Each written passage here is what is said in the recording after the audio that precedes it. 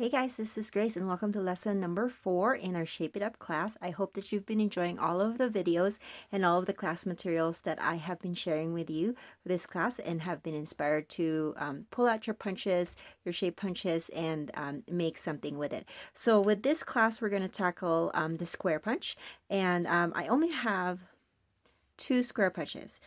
This one, which has a 1 1/4 and a 1 1/2, and then also a 2-inch square punch.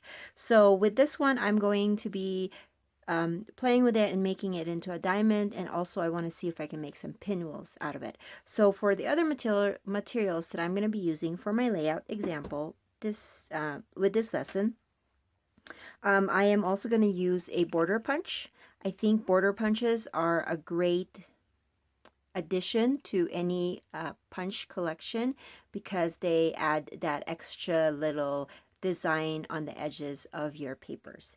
And then I have 2 photos here. One I'm going to actually cut into about 4x4, and then one I'm going to keep as a 4x6. And then I also have my printed journaling here. And then I have some brads. I don't really use brads often, but I wanted to turn some squares, punched square papers into pinwheels. So I'm going to need this as my centers. And then for my title, I'm thinking I'm going to use some stamps. So I have this stamp from Heidi Swapp that has all sorts of words. I got that at Hobby Lobby. And then I also have this really cool calligraphy font. I think it's called Allison. Yes, Allison stamp from Echo Park. So this is going to be my base for my title, or these stamps are going to be used for my title. And then for my papers, I have a bunch of papers from the Jubilee line. And the reason why I have a ton of papers because I do want to create a border that is made of pattern paper, but they are turned into diamonds instead of squares. So let's see how that turns out. I haven't really kind of tested out everything, so I might just deviate, but so far right now in my process, these are the papers that I'm going to be using for that. I am going to use this. I think this is not 3x4. Maybe it is. It's a little too skinny. But I'm just going to cut out a little bit of this just to be a backing for my journaling. That's the plan on this. And this is from the paper pack. I believe it's called something mint. All of the items in this particular class will be in a description below this video if you're watching this in the classroom. So this is from a paper pack from Die Cuts with a View. And then I also have a couple of pinks. Now the reason why I picked pink, even though this is a photo of my son, is because the story in the entails, or the story is about this pink kind of, what is this called? Like a leash, a baby leash. So I wanted to incorporate some pinks into my layout. And so here are a couple. This one's from Echo Park, and it's from the Splendid Sunshine line. And this is from a paper pack from Pink Paisley. I believe it's called Pen Pal. So I'm just going to use the hearts with the pink, not this particular kind. And then, of course, I have my white background, as always. And this one is just the backside of a pattern paper. So those are the items that I'm going to be using for this particular class. And let's move on. All right, so first I wanted to make my border, my diamond-shaped kind of quilt paper or border on here using my pattern papers. So I am just cutting that pattern papers into 1 1/4 inch squares, and then I'm just gonna adhere that on a piece of white paper.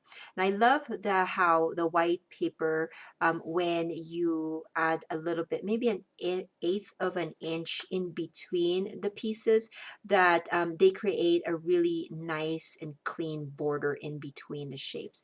And as you can see, for me to create my kind of diamond background is I'm just turning the square 45 degrees, and that's where my diamond shape comes up. And I'm just using all of the pattern papers that I used, making sure that I don't put the same paper too close together. And I love how this design can help with, using your scraps, and then it also helps using your punches. Now, as you can see, I'm not adhering anything yet. I am that kind of person where I like to move things around, like I've said before in the previous lessons. And so I'm just going to move things around here, and then when I'm ready, then I'm going to adhere all of them.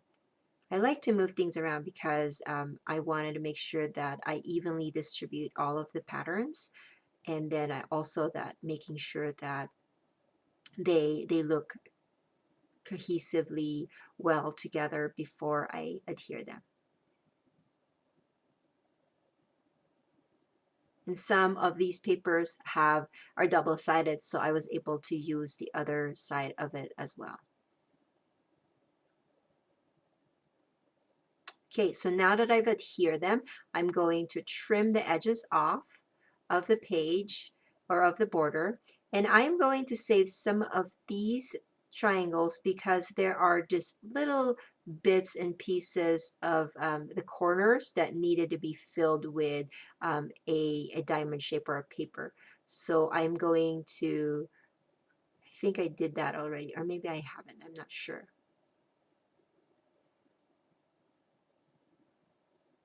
I think I have added some of the borders or the diamonds on the borders already. I love that dotted paper because it's so festive for me. So I cut out the hexagon, or no, the chevron pink paper, and I'm going to put that on the top of the page. But I needed to kind of break out the pieces of the pattern paper. So to do that, I'm going to add some borders with using my scallop punch from Fiskars. I think they call this water threaded punch because it has the hole in the scallop.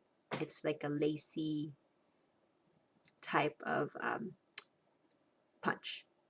And since I did that on the bottom, I'm going to do that on the top as well, just to kind of have a border in between these large strips of paper.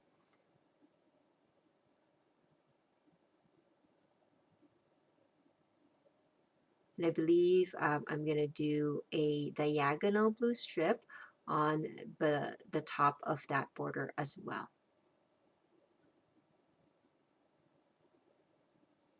So as you can see, I haven't adhered anything down because I like to see how everything will flow before I commit. And then I am going to be adhering them soon here. I'm sorry I'm out of frame. You can't see the top, but I will move this around here pretty soon.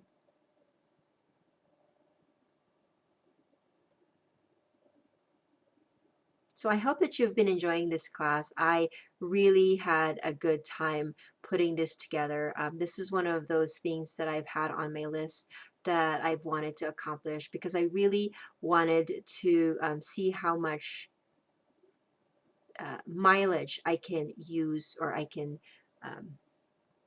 have with my punches. And so this is one of those things that came out of that desire to use up my punches, and I really love the results of it.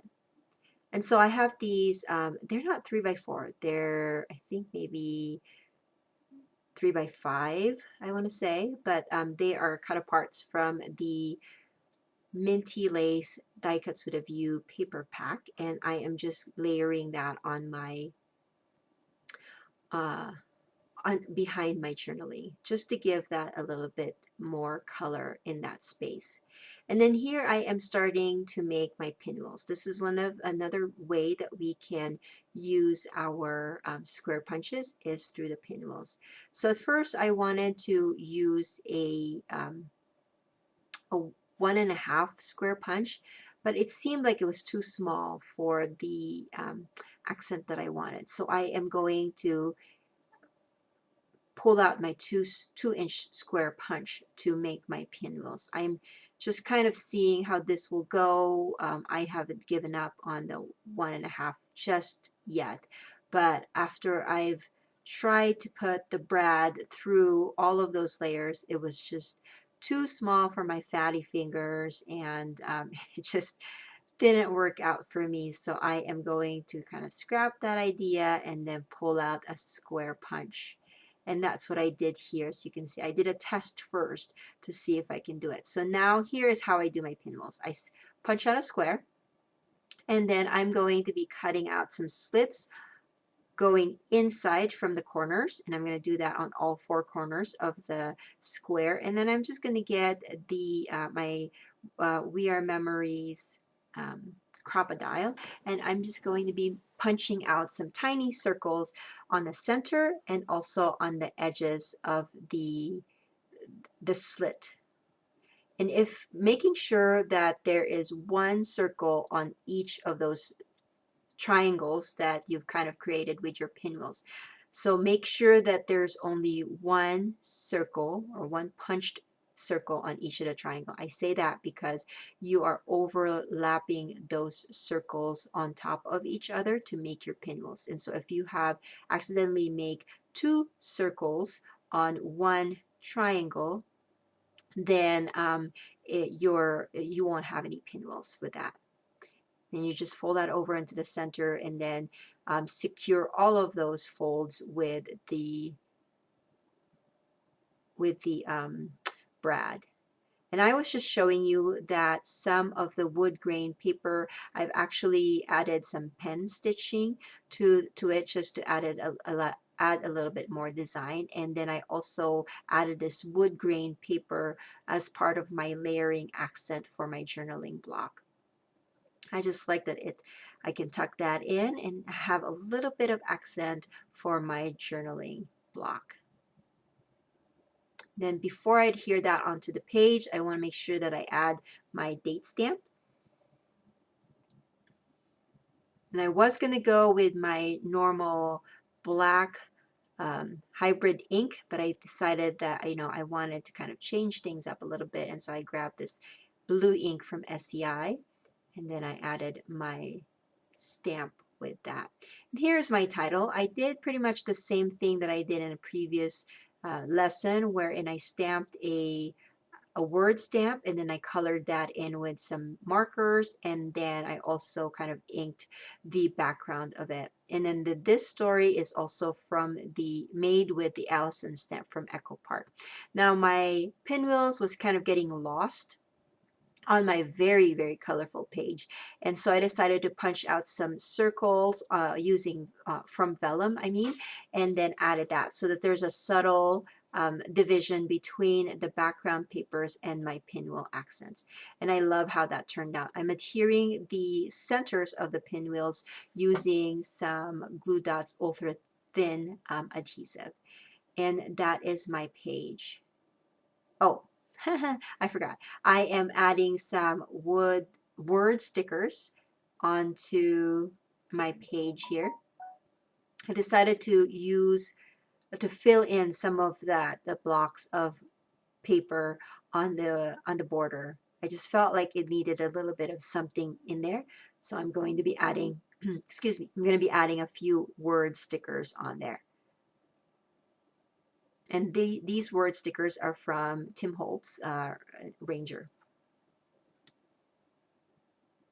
And that's going to be my fourth layout for this class. I hope that you've been enjoying these lessons and that I will see you in lesson 5.